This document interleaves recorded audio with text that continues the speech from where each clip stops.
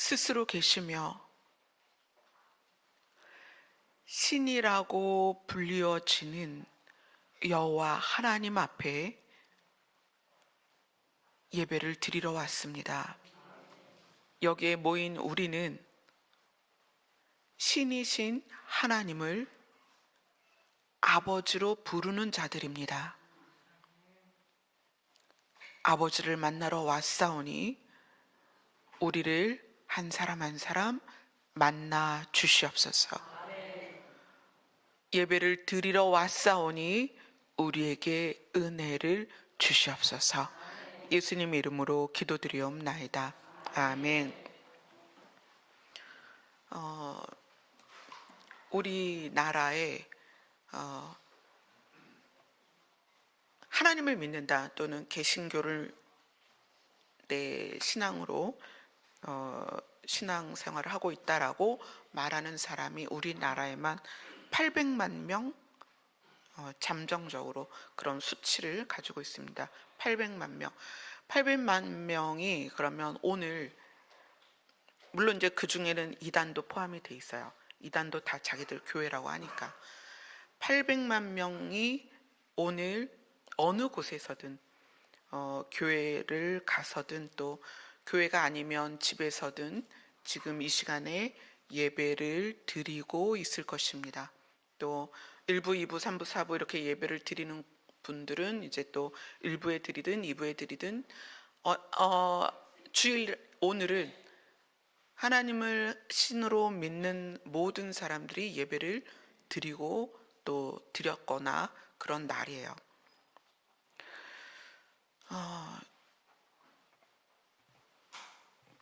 여러분 정말 하나님이 믿어지시나요? 정말 믿어지세요? 저는 이제 하는 일이 사람들에게 신을 소개하고 또 신을 알리는 직업이다 보니 믿지 않는 분들을 만났을 때 신을 소개해야 하는 상황이 아주 많습니다. 어떻게 신을 설명할까? 여러분들은 태어나 보니 집안이 교회를 다녀서 어쩔 수 없이 교회를 오시는 분들도 있을 것이고 또 각자의 경험에 의해서 교회를 다니게 된 어떤 계기들이 있을 텐데 저는 태어나면서부터 부모님이 교회를 다니셨기 때문에 어쩔 수 없이 교회를 처음에 갔죠. 또 안 가면 혼나고, 그러니까 부모님이 늘 아침에 헌금할 걸 딱 주고 부모님은 이제 교회 가서 봉사를 해야 되니까 먼저 가시면 주일학교 시간에 그 헌금을 들고 교회를 가요. 비자발적인 신앙생활을 했던 저는 너무나 익숙하게 신을 믿는다고 말했지만 제 자신도 신을 스스로 인정해야 하는, 정말 스스로 신을 찾아야 하는 그런 계기들이 제 삶에 있었습니다. 그래서 안 믿는 분들이나 또는 믿는다고 말하며 교회를 다니는 분들에게 신을 소개하면서 여러분들에게 이렇게 물을 때 신을 믿습니까? 했을 때 신을 믿는다. 그럼 신을 어떻게 증명할 것이냐? 그러면 말을 잘 못해요. 그냥 신을 그냥 믿어야 될 것 같고 또 엄마가 교회를 다니라고 그랬다. 이렇게 얘기를 해요. 신이 존재하는 증거는 생명입니다. 저는 여러분들이 과학적으로든 어떤 방법을 동원해서도 생명이 저절로 등장할 수 있다면, 그래서 그것이 신을 부인해도 되는 이유가 된다면 여러분 교회 안 다니셔도 돼요. 여기 모이신 분이 사실 비자발적으로 오신 분들도 있을 것이에요. 또 자발적으로 교회를 왔다 해도 신이라는 존재가 희미한 분들이 너무 많다는 거예요. 주일마다 교회를 오는데 예배마다 안 빠지는데 어딜 가든 저는 기독교인입니다 이렇게 쓰는데도 신에 대한 것이 너무 희미하다는 거예요. 제가 교회 행사나 교회 모임이나 목회자 모임이나 여러 그런 이제 신을 믿는 사람들을 만나면 안타까운 게 뭐냐면 신의 존재에 대한 희미함. 근데 교회를 왜 다니는지 모르겠어요. 신의 존재가 희미한데 교회를 왜 가는지 모르겠어요. 그러면 신의 존재가 희미하지만 교회 가면 뭐가 좋은 거겠죠. 그런 이유로 교회를 가겠죠. 우리가 지금 이렇게 교회에 왔다는 것은 이 교회라는 이 건물과 조직과 모임이 신을 증명하는 곳이어야 합니다. 아멘. 자, 오늘 본문 요한계시록 3장으로 가겠습니다.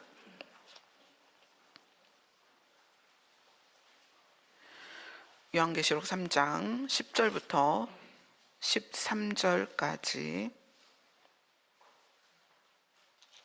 함께 읽겠습니다. 시작. 내가 나의 인내의 말씀을 지켰은즉 내가 또한 너를 지켜 시험의 때를 면하게 하리니 이는 장차 온 세상에 임하여 땅에 거하는 자들을 시험할 때라. 내가 속히 오리니 내가 가진 것을 굳게 잡아 아무도 내 면류관을 이기는 자는 내 하나님 성전의 기둥이 되게 하리니 그가 결코 다시 나가지 아니하리라. 내가 하나님의 이름과 하나님의 성 곧 하늘에서 내 하나님께로부터 내려오는 새 예루살렘의 이름과 나의 새 이름을 그의 위에 기록하리라. 귀 있는 자는 성령이 교회들에게 하시는 말씀을 들을지어다. 아멘.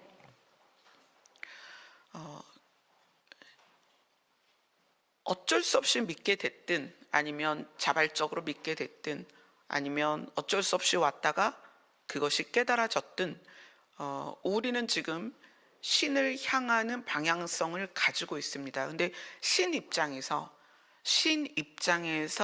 사람들을 향하여 자기 자신을 드러내고 자기의 정체성을 사람과 연결시키는 구조가 있다는 거예요. 구조. 신이 분명히 있으니까 그러면 그 신이 어떤 매개체를 가지고 자기를 드러내고 어떤 매개체를 가지고 인간과 연결시키느냐, 그게 오늘 본문 안에 나와 있습니다. 12절에 보면 내 하나님 성전, 그래서 성전이라는 말이 나오죠. 그 다음에 13절에는 교회 이렇게 나와요. 우리가 읽은 본문 안에 하나님이라는 신이 인간과 연결되는 매개체로서, 그러니까 눈으로 보이는 장소적인 또는 건물적인 매개체로서 신이 정한 장소가 나오는 거예요. 그게 하나는 성전이고 하나는 교회입니다. 그래서 우리가 지난주에는 성전에 대해서 함께 나눴어요. 성전은 어떤 곳이다? 하나님의 이름을 두기로 한 것이다. 하나님의 마음을 두기로 한 것이다. 하나님의 시선을 두기로 한 것이다. 이렇게 열왕기상을 통해서 하나님께서 성전을 지으시는 의도에 대해서, 그래서 하나님의 이름을 두기로 했고 하나님의 시선을 그곳에 두기로 했고 하나님의 마음을 두기로 한 장소로서의 성전에 대해서 지난주에 함께 나눴습니다. 그런데 여기에 또 교회라는 곳이 등장을 해요. 교회도 신이 인간을 만나는 장소적인 또는 시각적인 어떤 매개체로서 하나님이 교회를 세우기로 결정을 하셨다는 거예요. 사실 이 성전과 교회가 필요 없는 곳이 있습니다. 지금은 전 세계가 성전이라는 이름으로, 교회라는 이름으로 신을 만나는 장소가 필요했는데 성전도 필요가 없고 교회가 필요가 없는 곳이 있어요. 어디일 것 같아요, 여러분? 크게 에덴이라는 곳에 성전도 교회도 필요가 없었어요. 왜 에덴에는 필요가 없었을까요? 하나님이 직접 사람을 만났던 곳이다. 그래서 하나님이 동산을 거닐면서 아담과 하와와 직접 만났던 곳이다. 그래서 우리가 바라보는 새하늘과 새 땅 또는 이제 천국이라고 말하는 이 천국이 여러 그 단계가 있는데 최종적 결론으로서의 천국, 새하늘과 새 땅에는 성전이 있다 없다? 없다. 그래서 그 새하늘과 새 땅을 뭐라고 부르냐면 회복된 에덴이다 부르는 거예요. 그러니까 에덴과 새하늘과 새 땅은 성전이 필요가 없습니다. 왜냐하면 성전이나 교회는 신이 인간과 연결되기 위해서, 신이 인간을 만나기 위해서 또는 신의 존재를 드러내거나 알리는 장소로서의 역할을 하는 거기 때문에 에덴에도 성전이 필요가 없었고 새하늘과 새 땅에도 성전이 필요가 없습니다. 근데 지금 우리가 읽고 있는 이 성경은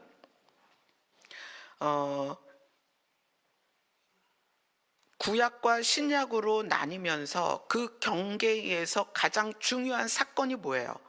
구약과 신약으로 나뉘는 경계. 예수님의 오심이죠. 그죠? 예수님의 오심으로 구약과 신약이 나뉘는데, 그래서 이 예수님의 오심으로 해서 하나님이 신이신 것을 드러내는, 그리고 인간과 연결되는 매개체로서의 장소의 이름이 바뀝니다. 어떻게 바뀌어요? 성전에서 교회로 바뀝니다. 자, 봅시다. 신명기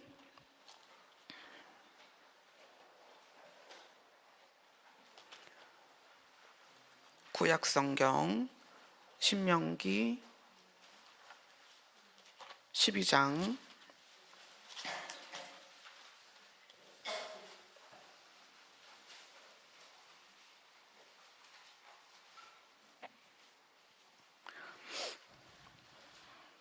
12장 5절을 같이 읽겠습니다.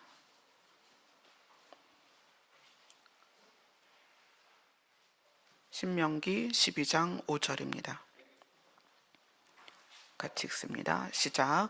오직 너희의 하나님 여호와께서 자기의 이름을 두시려고 너희 모든 지파 중에서 택하신 곳인 그 계실 곳으로 찾아 나아가서, 하나님 여호와 하나님께서 자기의 이름을 두시려고, 그러니까 이 자기의 이름을 두시려고 장소를 계획한 이유는 사람이 신을 향하여 나아갈 수 있는 어떤 가시적이고 현실적인 장소가 있어야만 사람들이 신을 인식하고 관계를 유지할 수 있기 때문에 그런 장소를 만들었다.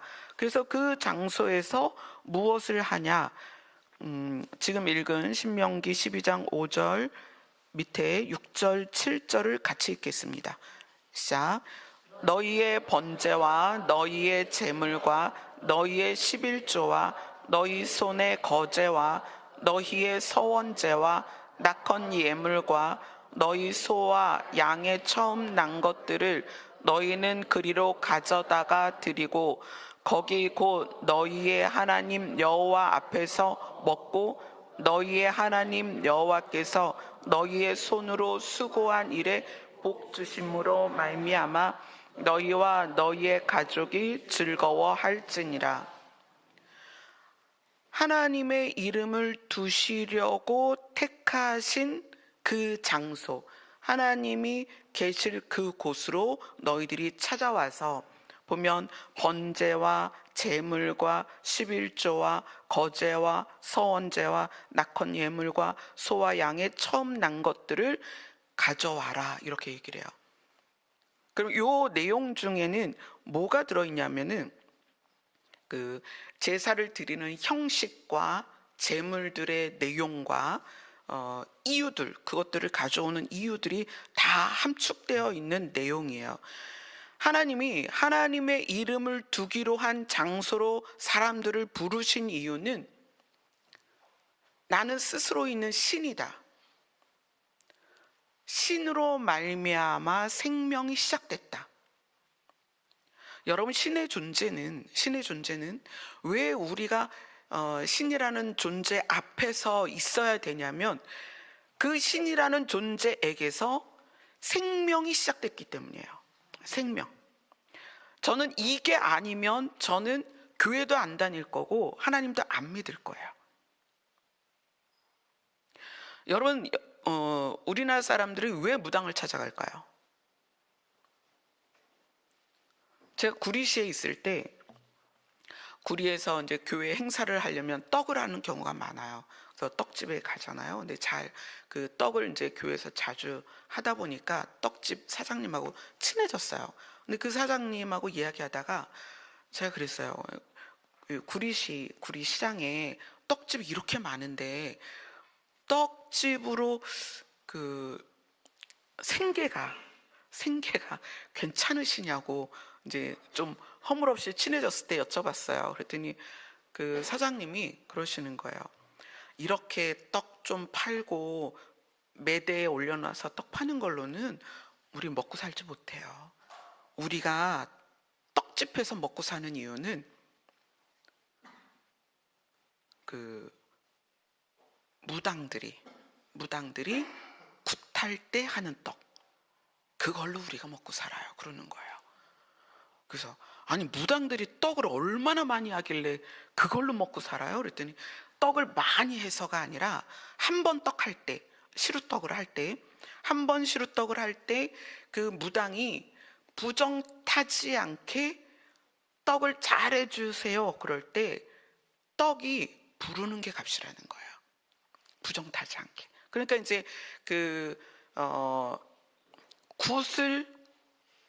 굿한다 그러잖아요. 이 굿을 요청한 사람이 있을 거 아니에요? 무당 입장에서. 그럼 그 요청한 사람한테 요번 굿이 뭐 1,000,000원짜리다. 그러면 그 당사자가 1,000,000원을 낼 거 아니에요. 근데 그 1,000,000원 중에 상당액이 떡 값인 거예요. 그럼 떡을 뭐 10말씩 하냐? 그게 아니에요. 한 판을 하는데 부정 타지 않는 떡이라는 거야. 그러기 위해서 이 떡값이 500만 원일 수도 있고 800만 원일 수도 있고 부르는 게 값이라는 거예요. 근데 그 무당이 믿는 신이 있어요. 그래서 그 무당한테 뭐 동자가 들어왔다느니 무슨 뭐 선녀가 들어왔다느니 뭐 그래서 뭐 별별 이름이 다 있잖아요. 그들이 믿는 게 그들의 신이에요. 그래서 그들은 신엄마, 신아버지 막 이래요. 자기가 신을 받도록 해준.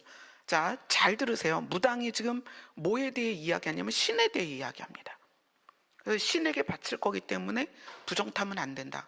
그래서 떡집이 무당이 굿하는 데서 필요한 떡을 해주는 것으로 엄청난 수익을 갖고 있다. 그래서 뭐 이렇게 매대에다가 뭐 한 팩에 뭐 2,000원 이런 걸로 먹고 사는 게 아니다라는 아주 자세한 설명을 들었어요. 자, 무당이 뭘 섬기냐면 신을 섬겨요. 근데 무당이 섬기는 신은 누구예요? 귀신이죠. 그래서 무당을 찾아가는 사람들은 이 무당이 섬기는 신에게 뭘 보러 가는 거야? 점을 보러 가는 거예요. 내가 이 남자랑 결혼을 하려 하는데 잘 살겠냐? 내가 이쪽으로 이사 가려고 하는데 이쪽 가서 뭐 나쁜 일이 없겠냐? 뭐 올해에 무슨 일을 계획하고 있는데 아무 일도 없겠냐? 자, 그래서 사람 사이에서 잘 알아맞추면 뭐라고 말해요? 귀신같이 잘한다, 이렇게 얘기를 해요. 자, 무당도 신을 섬겨요. 근데 누구다? 귀신이다. 근데 귀신은 알아맞히는 건 정말 잘합니다. 왜냐하면 그 귀신이 언제부터 있었어요? 우리가 생기기 전부터 있었어요. 그러니까 우리가 생기기 전부터 있었던 귀신이 죽지도 않고 지금까지 있는 거예요. 그러니 역사와 문화와 나라를 얼마나 잘 알겠어요. 그러니까 귀신이 귀신같이 압니다. 그러나 귀신이 관여할 수 없는 게 생명의 시작이라는 거예요. 아멘. 근데 우리가 섬기는 신은 누구냐면 생명을 시작한 신이라는 거예요. 여러분, 하나님 믿는 거는요, 하나님 믿는 거는 교회 다니는 거다 이렇게 이퀄을 시키지 말고, 우리가 하나님을 믿는 것은 생명을 주관하고 생명을 시작하신 신을 믿는 것이다 라는 개념을 가지고 계셔야 된다는 거예요. 아멘. 자, 그러면 신의 존재가 있다. 그럼 신이 있다라는 명제 앞에 인간은 바로 그 신 앞에 무릎을 꿇어야 되는 거예요. 왜 그렇죠? 우리의 생명을 시작한 분이기 때문에. 그래서 닭이 먼저냐 계란이 먼저냐 그럴 때 여러분 고민하지 마세요. 뭐라고 대답해야 돼요? 닭이 먼저다. 왜? 신이 그렇게 모든 만물을 창조하셨으니까. 그래서 그 닭이 알을 낳는 거지, 알이 생겼다가 그 알에서 닭이 나오는 게 아니라는 거예요. 닭이 먼저다. 그러니까 우리가 하나님을 믿는다는 것은 그분이 생명을 시작하신 분이기 때문에 우리가 하나님을 믿는 거예요. 그래서 이 성전, 하나님의 이름을 두기로 한 성전에서는 무슨 일을 하느냐? 첫 번째는 하나님과 인간의 관계를 확인하는 거예요. 이스라엘 백성이 매일 드리는 제사가 있었고 또 명절이 있었습니다. 그때마다 계속 성전에 모여요. 성전에 모이는 의미가 뭐냐면 우리는 하나님을 인정합니다. 하나님이 계신 것을 우리는 인정합니다. 그거예요. 하나님과 저와의 관계가 다시 회복됐으면 좋겠습니다. 제가 몇 달 동안 외국에 나가서 장사를 하다 보니 하나님이 좀 희미해졌습니다. 그러면 이스라엘 백성들은 어디로 모여요? 성전으로 모이는 거예요. 그리고 화목제를 드리는 거예요. 하나님, 제가 하나님이 희미해졌는데 하나님과 다시 회복하고 싶습니다.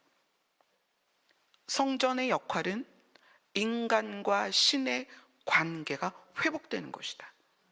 그 다음에 사람이 살다 보면 하나님을 떠나기도 하죠. 그 떠나는 게 죄이기도 하고 타인에게 해를 입히는 게 죄이기도 하죠. 그런 문제, 죄의 문제를 우리가 스스로 해결할 수 없다. 왜냐하면 우리가 죄인이기 때문에 죄인이 죄의 문제를 해결할 수 없다. 그래서 죄의 문제를 해결하는 장소로서 성전으로 모이는 거예요. 그래서 성전에 모여서 제물을 드려요. 내 죄 값을 드리는 거야.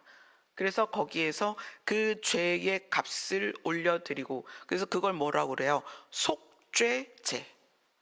나의 죄를 사하여 주세요라고 제물을 올려서 내 죄를 해결받는 곳이 성전이었다. 그 다음에 또 성전의 역할은 뭐가 있냐면 감사입니다. 생명을 시작하게 하신 하나님이 그 생명을 유지하도록 모든 걸 공급하셨기 때문에 하나님께 감사합니다라고 표현하는 곳이 성전이다. 그래서 이 성전은 신과 인간의 관계를 연결하는 매개체였다. 그게 성전입니다. 자, 신명기 14장으로 한번 가볼까요?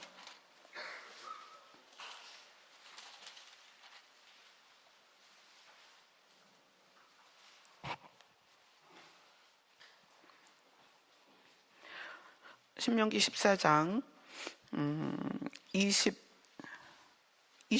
23절 같이 읽겠습니다.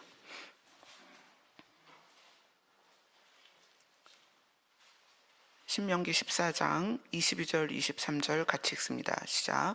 너는 마땅히 매년 토지 소산의 11조를 드릴 것이며 내 하나님 여호와 앞 곧 여호와께서 그의 이름을 두시려고 택하신 곳에서 내 곡식과 포도주와 기름의 11조를 먹으며 또 내 소와 양의 처음 난 것을 먹고 내 하나님 여호와 경외하기를 항상 배울 것이니라.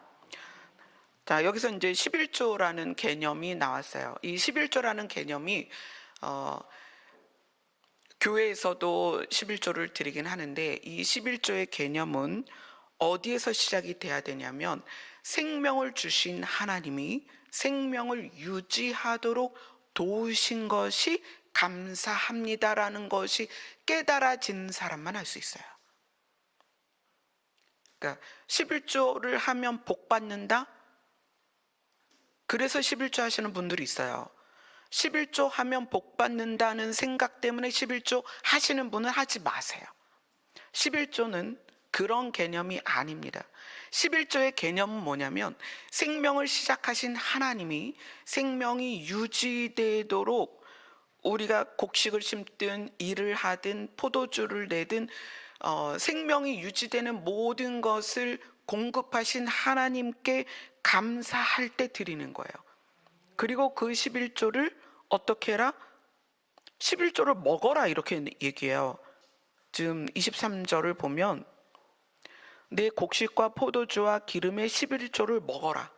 그러니까 그때는 그러한 것으로 성전에 와서 드렸고, 그것을 가지고 어떻게 그 안에서 같이 먹었다는 거예요. 그거를 나눴다는 거예요. 근데 그것을 더 구체적으로 어떻게 나누느냐? 26절을 한번 읽어볼게요. 26절, 27절 같이 읽습니다. 시작.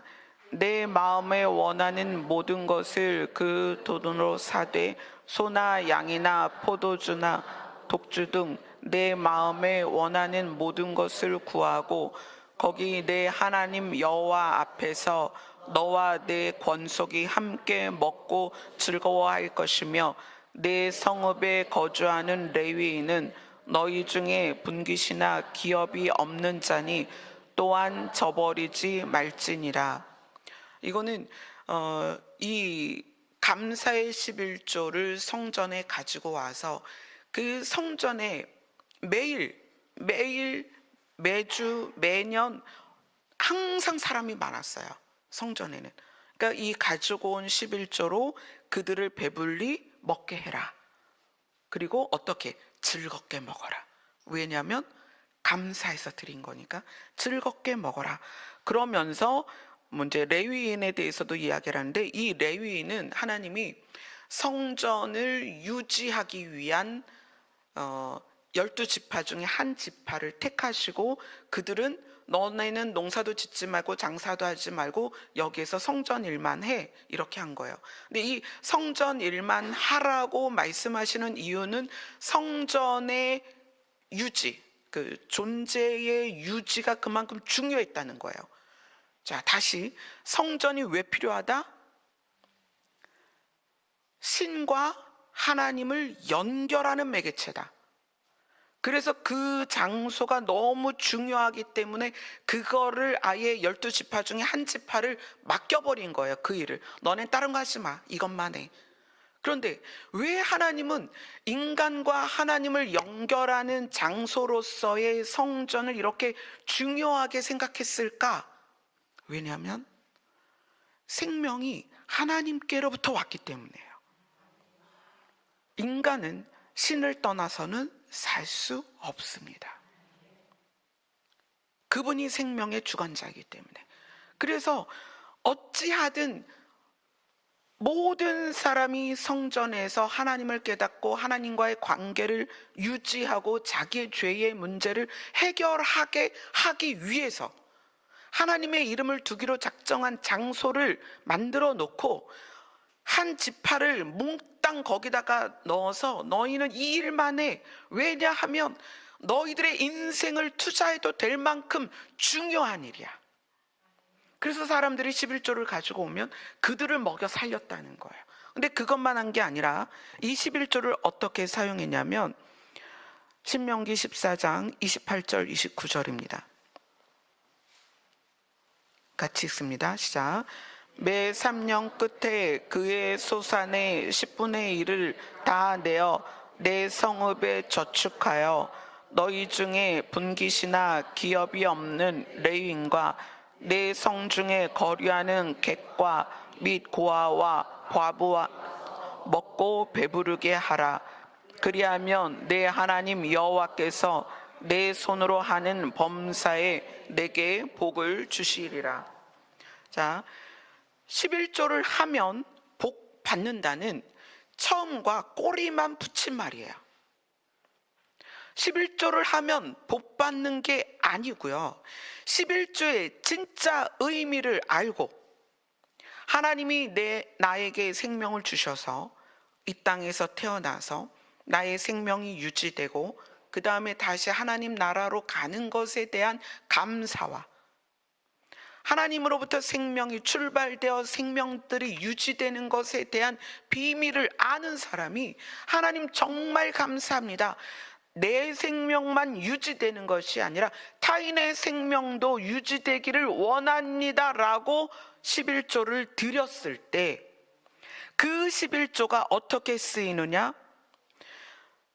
분깃이나 기업이 없는, 그러니까 소득이 없는 레위인을 돕고 내 성 중에 거류하는 객과 누구요? 고아와 그 다음에 과부들이 먹고 배부르게 되어서 내가 드리는 11조가 누구를 살리는 일에 쓰이는 것에 대한 개념을 알고 드릴 때, 그래서 내가 드리는 11조로 누군가가 살아나는 것을 하나님께서 보실 때 잘했다. 맞아. 내가 너를 생명을 유지하도록 돕지만 네가 받은 그것을 나에게 가지고 와서 하나님 감사합니다 할 때 그 감사엔 신을 인정하고 신이 나를 도우셨고 신이 나를 살리고 있다는 것을 인정하는 거예요. 그러면서 더불어 그 예물을 가지고 수입이 없거나 그 당시에 가장 불쌍한 사람들을 돕는 것에 동의된 그 예물에 대하여 그 예물을 드린 사람들을 하나님의 복을 주시겠다는 거예요. 아멘. 그러니까 여러분들이 11조를 하되 의미를 알지 못하면 하지 말란 얘기예요. 11조의 의미는 내가 복 받으려고 하는 것이 아니라 11조의 의미는 누군가를 살리기 위해서 하는 거라는 거예요. 그래서 그들의 11조가 레위인과 객과 고아와 과부들을 어떻게 했다? 배불리 먹였다. 그 당시에 고아는 부모가 없는 거잖아요. 과부는 남편이 없는 거예요. 농경시대에 부모가 없고 남편이 없으면 어떻게 자기 일을 할 수 있겠냐는 거예요. 여자들이 혼자서 농사 지을 수도 없고 목축을 할 수도 없는 거예요. 그때 그들을 위해서 하나님은 11조를 사용하셨다는 거예요. 자, 성전은 하나님과 인간을 연결하는 매개체다. 성전은 인간의 죄를 해결하는 장소다. 성전은 주변에 가난하고 도움이 반드시 필요한 자들을 돕는 장소였다. 이것이 성전이었다는 거예요. 그런데 신약과 구약으로 나뉘면서 예수님이 오시면서 이 성전의 개념이 바뀌기 시작합니다. 성전의 개념이 바뀌어요. 자, 봅시다. 마태복음 16장으로 갑니다.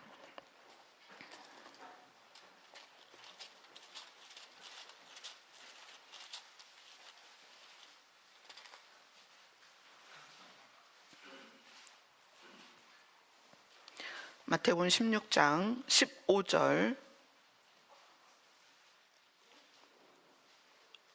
마태복음 16장 15절에서 17절까지 같이 읽겠습니다. 시작.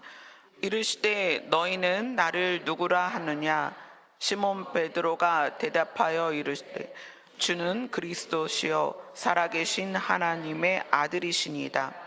예수께서 대답하여 이르시되 바요나 시몬아 내가 복이 있도다. 이를 내게 알게 하신 이는 혈육이 아니요 하늘에 계신 내 아버지시라. 자, 예수님께서 제자들에게 묻습니다. 사람들이 나를 누구라고 하냐? 그랬더니 사람들은요, 선생님을 세례 요한 또는 엘리야, 어떤 사람은 예레미야나 또는 선지자 중에 한 명이다라고 이야기를 합니다. 그렇게 들으신 예수님이 시몬한테 물어요. 그럼 너는 나를 누구라고 생각하느냐? 자, 이것이 오늘 교회라는 곳에 모여 있는 우리들에게 예수님이 질문하시는 거예요. 넌 나를 누구라고 생각하느냐? 자, 구약의 성전은 하나님과 우리를 연결하는, 화해시키는 매개체로서의 장소였어요. 근데 신약에서 예수님이 이 땅에 오셔서 하나님의 아들이신 예수님이 사람들에게 묻는 거예요. 너는 나를 누구라고 생각하느냐? 자, 오늘 예수님이 여러분에게 묻는 거예요. 넌 나를 누구라고 생각하느냐? 그러니까 이제 시몬 베드로가 대답합니다. 선생님은 그리스도이십니다. 살아계신 하나님의 아들입니다. 이 그리스도시요 살아계신 하나님의 아들이라는 이 메시지는 이스라엘이 가지고 있는 메시아 사상이 있어요. 하나님이 우리나라를 반드시 다시 일으키실 거다. 이때만 해도 지금 로마의 앞자 아래에 있었기 때문에 이 메시아 사상이 있었는데, 베드로의 고백은 상징적인 메시아가 아니라 당신이 진짜 메시아입니다. 하나님이 보내신 메시아입니다라고 고백을 하는 거예요.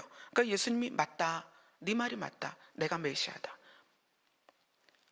이 내가 메시아인 것을 알게 된 것은 네가 저절로 안 게 아니고 하나님이 너에게 알려주셔서 네가 알게 된 거야.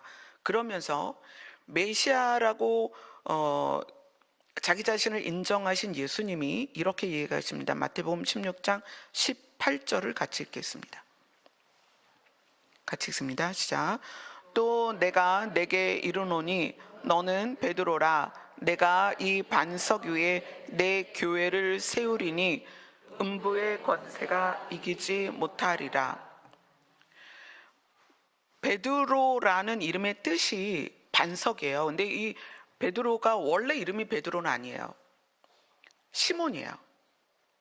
바요나 시몬 이러죠. 요한의 아들 시몬이에요. 근데 이 시몬의 이름을 요한복음 1장에서 예수님이 이렇게 말씀하십니다. 내가 그를 개발할 것이다. 나중에 얘 이름이 바뀔 거야. 뭐라고 바뀌는 거예요? 베드로라고 바뀔 거야. 근데 반석이라는 이름으로 바뀔 거야. 근데 이 반석을 다른 성경에 고린도전서에서 뭐라고 얘기하냐면 그 반석이 누구다? 예수님이다. 그럼 지금 이 대목에서의 이야기는 뭐냐면 예수님이 하고자 하는 이야기는 내가 메시아인 것을 아는 사람 위에 교회를 세울 거다. 그러니까 교회의 시작은 예수님이 메시아인 것을 알아야 교회가 되는 거예요. 네, 그렇죠? 그리고 고린도전서로 갑니다. 고린도전서 3장 16절.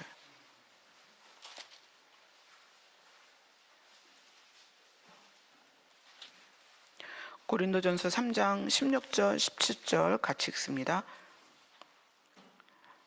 시작.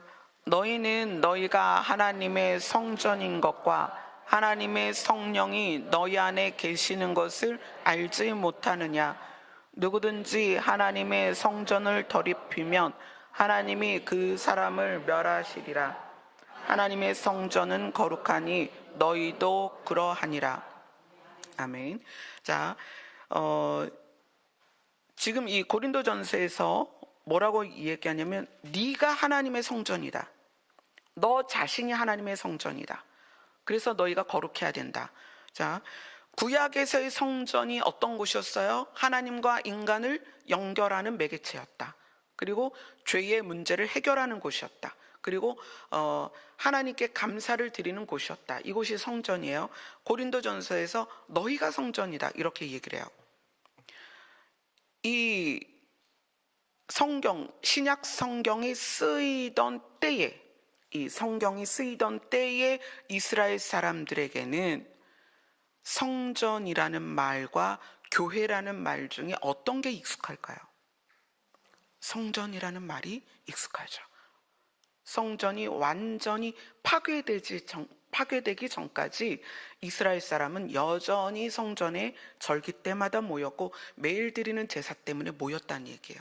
그러니까 우리가 이해해야 되는 것은 지금 우리의 말하는 교회와 이 신약 성경에서 말하는 교회는 성전과 교회라는 이름이 교차되었을 때였다. 그걸 이해하셔야 돼요. 그런데 신약 성경에서의 교회는 예수님이 이 땅에 오셔서 십자가에서 죽으셨다가 살아나시면서 부활하시면서 교회의 분명한 의미를 만드세요. 자, 교회의 분명한 의미는 하나님이 아들을 이 땅에 보내셔서 성전에서 했던 일 중에 뭘 하나를 완전히 해결하시냐면 인간의 죄의 문제를 해결하세요. 그죠? 그래서 성전이 필요가 없는 거예요. 자, 나 자신이 하나님의 영이 내 안에 들어와서 나 자신이 하나님과 관계를 유지할 수 있게 됐고요. 성전이 필요 없는 거죠. 그 다음에 성전이 그때는 왜 필요했느냐? 죄의 문제를 인간이 해결할 수 없기 때문에 인간의 죄의 문제를 성전에서 해결했습니다. 그래서 죄의 값을 소를 끌고 가던 비둘기를 끌고 가던 그랬단 말이에요. 그런데 지금은 예수님이 죄의 값을 단번에 해결하셨습니다. 십자가에서. 그래서 우리는 죄의 문제를 해결받았다. 이건 굉장히 중요한 개념이에요. 여러분이 죄의 문제를 해결받았다라는 것은 앞으로 잠재적으로 지을 죄까지도 잠재적인 죄에까지도 그 문제는 해결받았다. 그래서 죄를 져야 된다? 아니죠. 죄를 지면 안 되죠. 그러나 우리가 혹시 앞으로 지을 죄도 해결을 받았다. 그럼 앞으로 우리가 죄를 짓는다면 어떻게 하면 돼요? 회개를 하는 거예요. 하나님께 와서. 성전과 교회의 가장 큰 차이는 뭐냐면 죄의 문제가 해결된 곳이다. 교회는. 이걸 여러분이 분명하게 알고 있어야 돼요. 그래서 죄에 의한 문제가 뭐예요? 사망의 문제죠. 죄에 의한 사망의 문제, 그 다음에 사망의 그늘들, 죄책감, 두려움, 수치, 이러한 모든 문제가 예수 그리스도로 말미암아 해결됐다.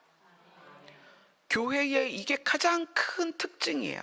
그래서 성전과 교회의 혼용되던 이 신약 시대에 성전이라는 말과 교회라는 말이 혼용됐지만 성전을 하나님께서 완전히 파괴시킵니다. 로마 티투스 장군에 의해서 완전히 파괴시켜요. 그리고 무엇이 지금까지 유지되고 있어요? 교회가 유지되고 있는 거예요. 그래서 성전과 교회의 가장 큰 차이는 죄의 문제다. 우리의 죄의 문제가 완전히 해결되었다. 누구 때문에? 예수님 때문에. 그래서 이제 이 성전이 우리 자신이 성전이며 교회인데 이제 우리가 이 땅에서 해야 될 역할은 뭐냐? 교회로서의 역할이 뭐냐? 하나님께 감사하고, 그죠?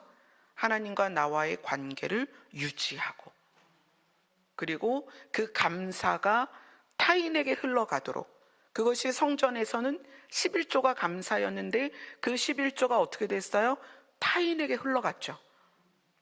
교회가 그래야 된다는 거예요. 개인의 교회도 그래야 되고 공동체 교회도 반드시 그래야 된다는 거예요. 자, 사도행전 2장으로 갑니다.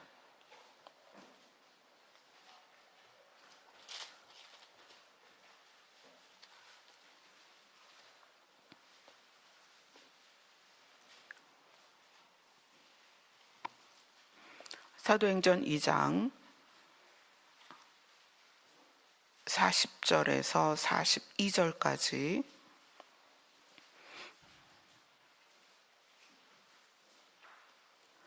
(40절에서 42절) 초기 교회의 모습들이 나옵니다. 같이 읽겠습니다. 시작. 또 여러 말로 확증하여 권하여 이르되 너희가 이 패역한 세대에서 구원을 받으라 하니 그 말을 받은 사람들은 세례를 받음에 이날의 신도의 수가 3,000이나 더하더라. 그들이 사도의 가르침을 받아 서로 교제하고 떡을 떼며 오로지 기도하기를 힘쓰니라.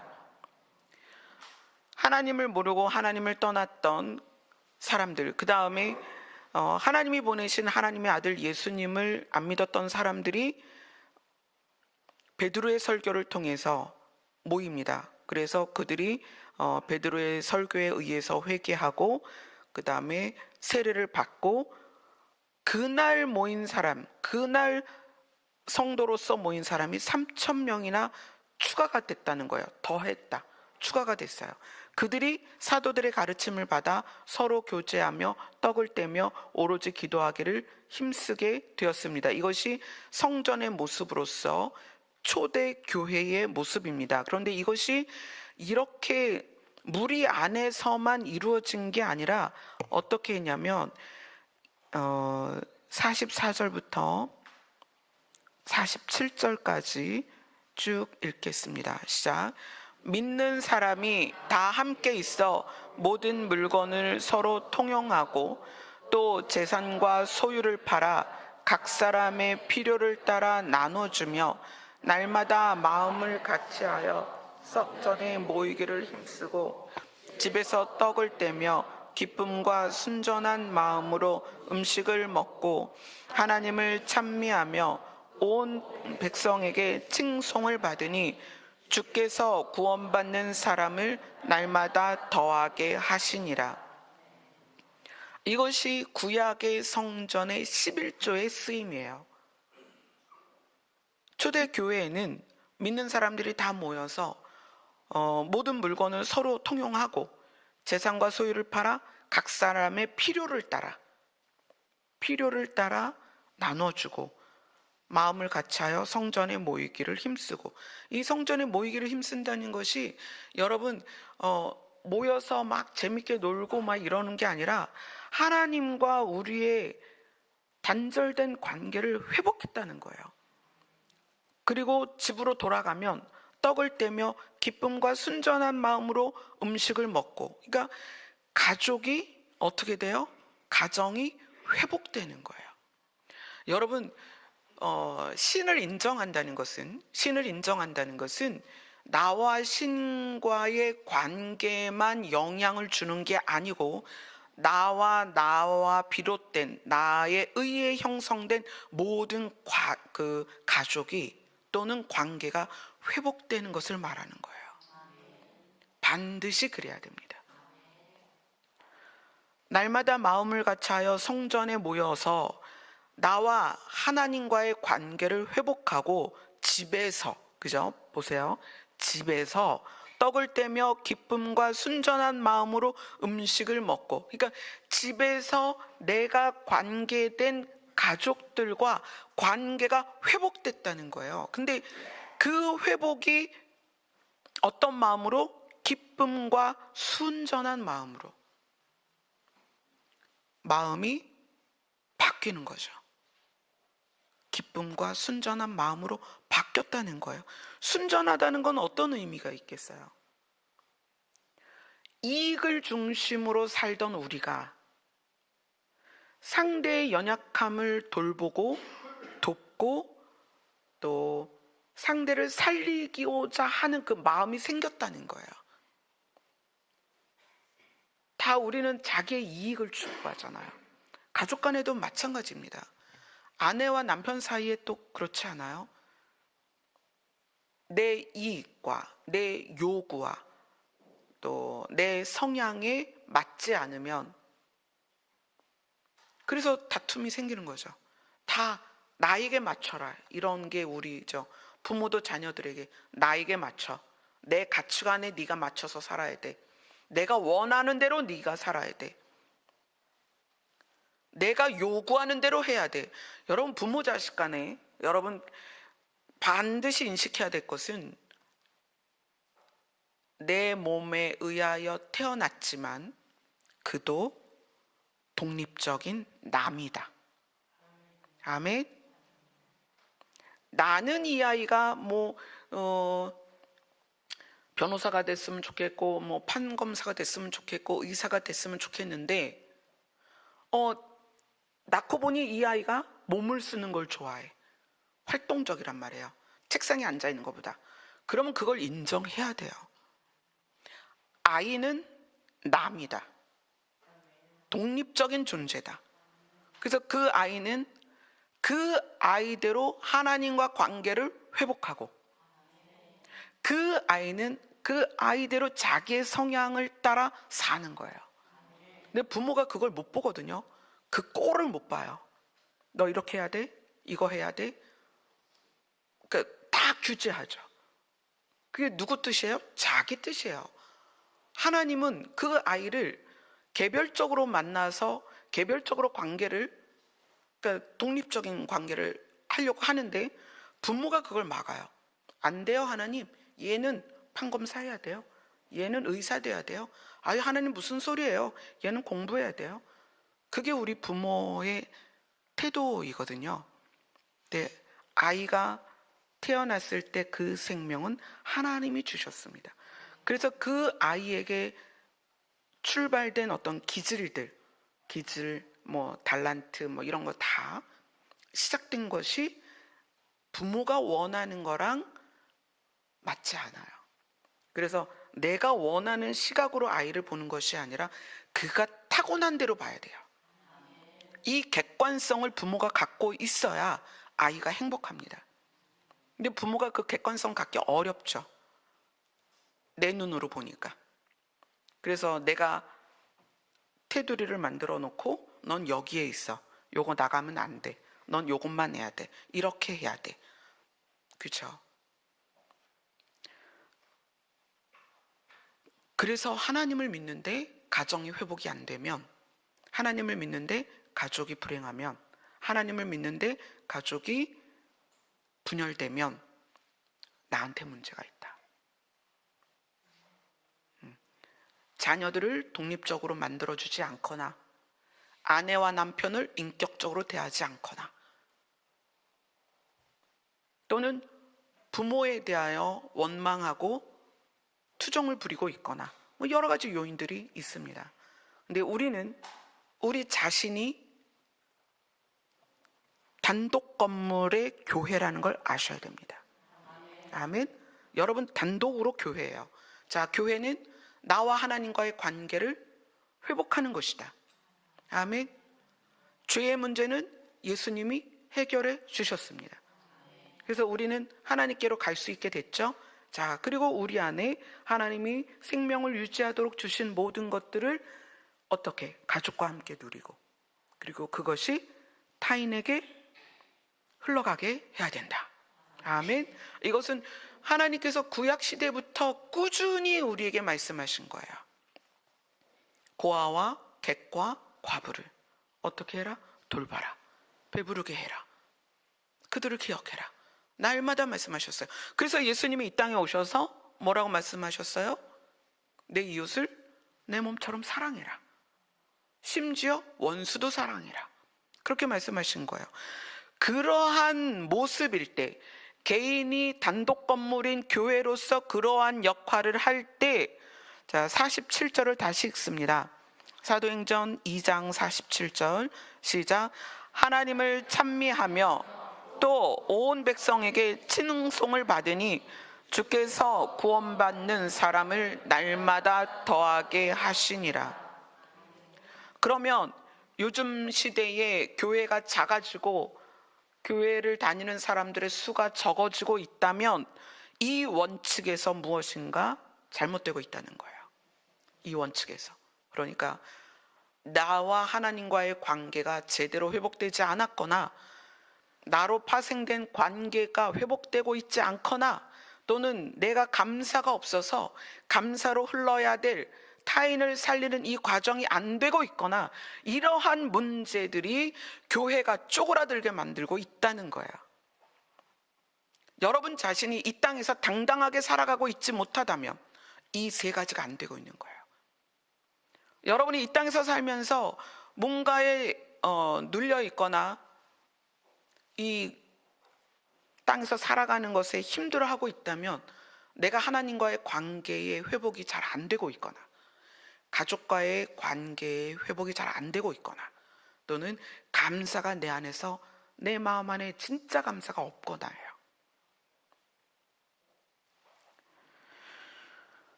사도행전 11장으로 갑니다. 사도행전 11장 24절부터 26절까지 보겠습니다.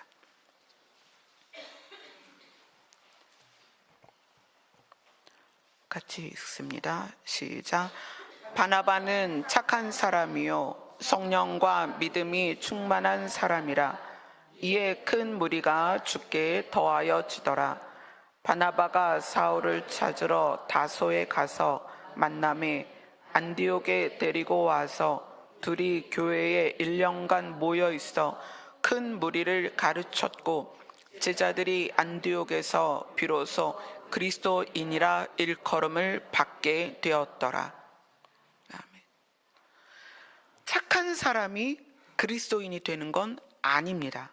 그러나 그리스도인은 착한 사람이 돼야 합니다. 착한 사람이 천국을 가는 건 아닙니다. 천국을 가는 사람은 그러나 반드시 착해야 됩니다. 이 원리를 여러분 아셔야 돼요. 그래서 제자 바나바는 착한 사람이다. 성령과 믿음이 충만해서 하나님과의 관계가 회복된 사람이고 가정이 회복된 사람이고 감사가 사람들에게 흘러간 사람이다. 그래서 그들이 복음을 전할 때 어디에서? 교회에서 1년간 복음을 전했더니 사람들이 그때서 비로소 그리스도인이라 일컬음을 받았다. 이거는 교회 다니는 사람이 그리스도인이라는 말을 만들어서 나는 그리스도인이야 라고 말한 것이 아니라 교회에서 이렇게 사는 사람들의 모습을 보고 외부에서 안 믿는 사람들이 야, 저 사람들은 예전에 있었던 예수님을 닮은 사람들이야. 예수님이 일생이 뭐였어요? 3년 반 동안에 아픈 사람 돕고 불쌍한 사람 찾아가고 병자들을 고쳐주고 다 그런 인생이었거든요. 삶의 모습이. 그래서 외부에서 볼 때 저들이 그리스도인이다라는 인정을 받았다는 거예요. 여러분, 한 사람이 단독 건물입니다. 교회로서 단독이에요. 그래서 여러분이 가는 곳마다 여러분과 관계된 사람들이 그들이 믿던 안 믿던 그들에 의하여 여러분이 그리스도인인 것이 드러나야 된다는 거예요. 반드시. 제가 가장 마음이 아픈 것은 교회 가니까 사기꾼이 많더라. 목사 장로가 사기치더라. 이런 말들이에요. 교회 다니면서 누군가에게 사기치고 교회 다니면서 누군가의 눈물이 나게 한다면 그 사람은 교회가 아닌 거예요. 교회인 척할 뿐이죠. 교회는 신과 내가 관계가 회복된 것입니다. 교회는 그 신과 내가 회복된 상태에서 가족과 가정을 회복시키는 거예요. 교회는 생명을 주신 신을 향하여 감사하며 그 감사가 내 안에서 타인에게 흘러가는 거예요. 어떤 형태로든 그렇게 살아야 됩니다. 반드시.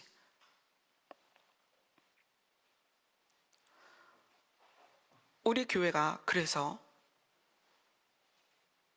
말로만이 아니라 실제로 그런 교회가 되기를 제가 소원합니다. 제가 3주 전에 꿈을 꿨어요. 3주 전에 꿈을 꾸는데 꿈에 어떤 한 무리의 사람들이 모여서 그 앞에 있는 어떤 분에게 뭘 하나씩 이렇게 드리는 거예요. 근데 이제 그 뭔가 하고 가만히 봤더니 잣송이에요. 잣송이. 잣. 여러분 이렇게 잣을 어디다 띄워 먹죠? 수중과에 이렇게 잣 띄워 먹죠. 그게 껍질 까진 하얀 잣이잖아요. 근데 그게 껍질이 있으면 이렇게 아주 단단한, 근데 되게 조그매요. 근데 이 잣송이는 그 잣이 잔뜩 들은 거예요. 근데 요만한 잣송이를 다 하나씩 들고 그 앞에 계신 분한테 자기 잣송이를 하나씩 드리는 거예요. 근데 거기에서 이렇게 목소리가 나는데 우리 성도들 목소리인 거예요. 그래서 우리 성도들이 모여서 잣송이를 누구한테 드리는구나. 근데 그 옆에 보니까 밤이 있는데, 바닥에 길가에 밤이 있는데, 이 밤이 얼마나 크냐면 우리가 한참 수박 먹을 때 가장 큰 수박의 한 2배쯤 돼요. 그러니까 가격으로 한 4만 원 정도면 엄청 큰 수박이죠. 3, 4만 원짜리. 그 수박의 2배만한 밤. 그러니까 밤이 엄청 크죠. 그 밤들이 이렇게 길가에 있는 거예요. 근데 밤이 그렇게 크다 보니까 밤이 뭐 그냥 그 껍질이 반짝반짝해요. 그래서 와, 정말 큰 밤이다. 우리 성도들은 요만한 잣을 이렇게 누구한테 드리면서 막 이렇게 쏙닥쏙닥 하는데, 제가 이제 목소리를 다 알잖아요. 우리 성도들 목소리인 거예요. 우리 성도들은 요만한 잣송이를 드리고 있는데 길가에 이따만한 밤이 있는 거예요. 그 반짝반짝해요. 얼마나 깨끗하고 예쁜지. 그래서 야, 신기하다. 이렇게 큰 밤이 있네. 그러고 봤는데 밤에 구멍이 뚫려 있어요. 여러분, 밤에 구멍이 뚫려 있으면 어떤 거예요? 벌레 먹은 거죠. 근데 그게 길가에 떨어져 있어. 그럼 얘는 어떻게 됐겠어요? 속안이 썩었겠죠. 그래서 제가 집에 들어왔어요. 그랬다가 그래도 혹시 먹을 수 있는 밤이 있지 않을까? 그리고 그 길가를 다시 갔어요. 근데 손에 정글도가 들려 있더라고요. 정글도. 그 칼 이름이 마체테라고 하나요? 예, 그 정글도가 손에 들려 있는 거예요. 그래서 저도 깜짝 놀랐어요. 보고 내 손에 뭐 이런 게 들었냐? 그래서 어떻게 했냐면 그 큰 밤을 가서 그래도 혹시 먹을 만한 게 있지 않을까 하고 정글도로 딱 내리쳤는데 밤이 이렇게 딱 잘리는 거예요. 몇 개를 잘랐는데 자른 밤마다 그 속안이 색이 변색이 된 거예요.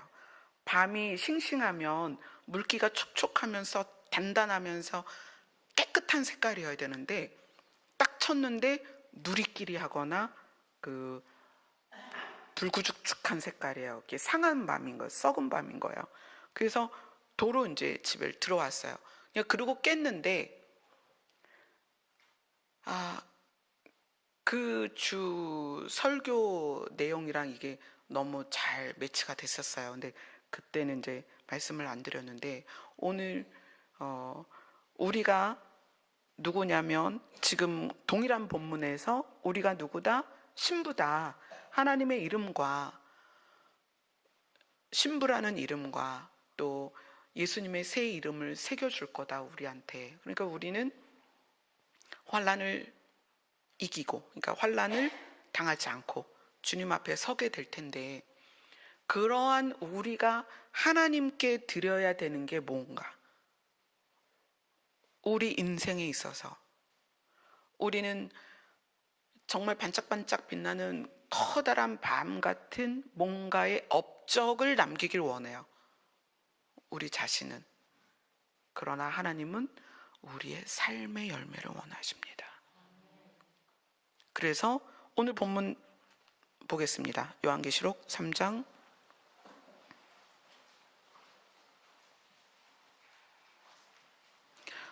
요한계시록 3장 8절입니다.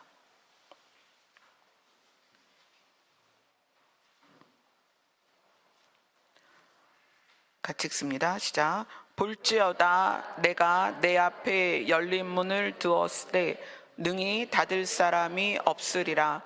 내가 내 행위를 아노니 내가 작은 능력을 가지고서도 내 말을 지키며 내 이름을 배반하지 아니하였도다. 아멘. 우리가 단독 건물로서의 교회의 삶을 이 땅에서 살아가는데 예수님이 우리에게 원하시는 건 내가 너에게 뭐 큰 능력을 갖고 뭔가 대단한 일을 하라고 하는 게 아니야. 너희들이 일상을 살면서 각자의 달란트대로 소질대로 최선을 다해서 사는 거죠. 자기의 역할을 감당하며 사는데 그 삶을 살면서 예수님의 말을 지키는 것. 그게 예수님의 계명을 지키는 거죠. 그 계명이 뭐예요? 서로 사랑하라는 말씀이에요. 그 계명을 지키며 내 이름을 배반하지 않는 것을 나는 너희에게 원하는 거야. 너희들이 너희 자신을 불사르게 내어줄지라도 네가 내 말을 지키지 않고 내 이름을 배반하지 내 말을 지키지 않으면 그건 아무것도 아니라는 거예요. 여러분, 우리가 잘 사는 것에 초점 맞추고 살아가고 있다는 걸 아세요? 신앙생활도 잘해야 돼. 하나님께 뭔가 잘해야 돼. 잘 살아야 돼. 그 잘자가 우리 안에 자꾸 내 내면은 변하지 않고 외형만 바꾸고 있다는 거예요. 반질반질한 밤이 되려고 하는 거예요.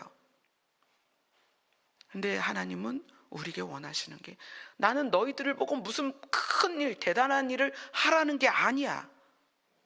나와의 관계를 회복하고 유지하고 계명을 지키면서 우리가 삶에서 할 수 있는, 그래서 그것이 어디에서 드러나요?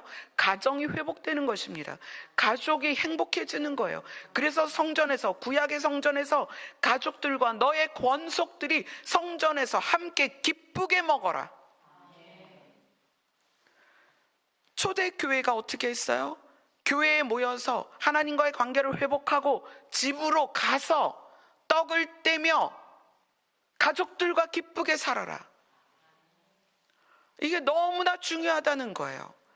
무슨 대단한 선교를 하고 대단한 구제를 하고 그게 아니라 우리에게 원하시는 것은 우리가 하나님과의 관계를 회복하고 가족과 가정 안에서 그게 1차적으로 회복의 모습이 나타나야 된다는 거예요. 저는 여러분들이 잘 살아보자, 잘해야 되겠다, 뭔가 크게 해보자 이런 생각하지 마시고요. 내가 하나님과 관계를 회복하는 것부터, 그 다음에 가정 안에서 여러분의 아내나 여러분의 남편이나 여러분의 부모나 여러분의 자녀가 여러분에게 가장 중요한 사람인 것을 인식하셨으면 좋겠어요. 그리고 그들에게 사랑을 붓고 그 사랑이 흘러서 객과 고아와 과부에게까지 여러분의 감사가 흘러가야 됩니다. 여러분이 단독 교회로서 이것을 명심하셔야 됩니다. 아멘. 아멘. 기도하겠습니다.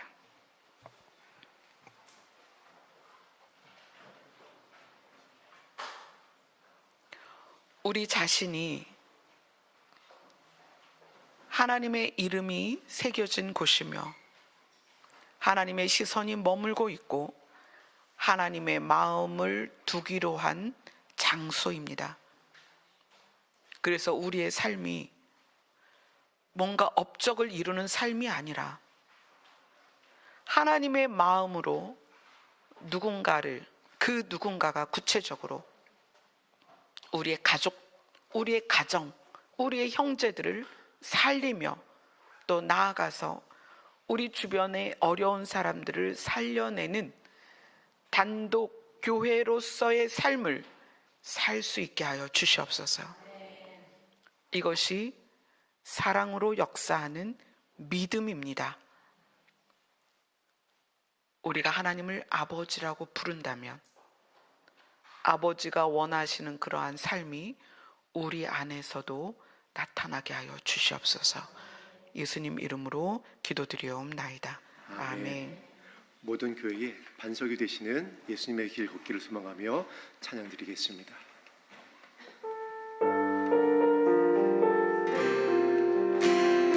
안개 속에서 주님을 봅니다. 안개 속에서 주님을 보네. 아무도 없을 것 같던 그곳에서 손 내미셔서 나를 붙드네. 길 잃고 쓰러져 가던 그곳에서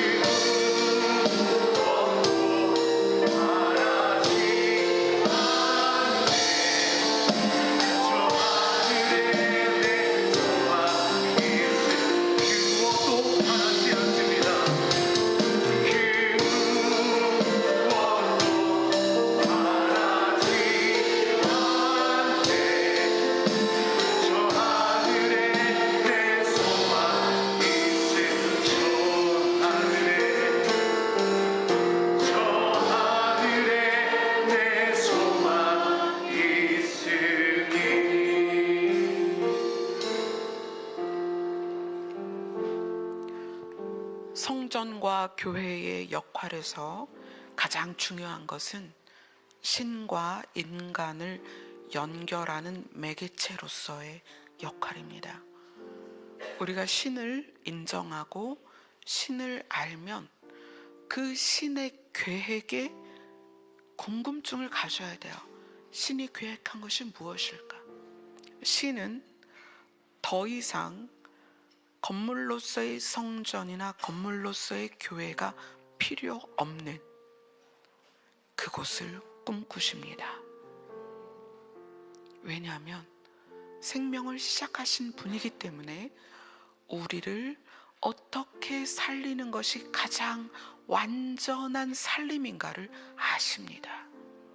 그래서 그분은 우리를 이제는 건물에 의존되지 않고 하나님과 함께 있는 곳, 하나님과 함께 사는 곳을 꿈꾸며 우리를 그곳으로 인도하고 계십니다.